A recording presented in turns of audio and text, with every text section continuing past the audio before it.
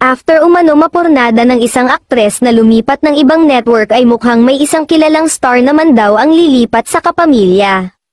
Magaganda ang mga proyektong ibinibigay sa popular showbiz personality ng home studio nito sa matagal na panahon kaya palaisipan sa mga nakakakilala sa kanyang ugali ang desisyon niyang magplanong lumipat sa ibang istasyon.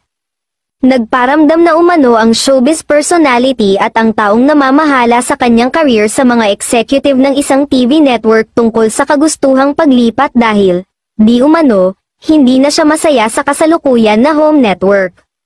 May mga hindi kumbinsido sa katwiran na sinabi ng kampo ng showbiz personality dahil maayos, magaganda, at siya ang bida sa karamihan sa mga proyekto na ibinibigay sa kanya.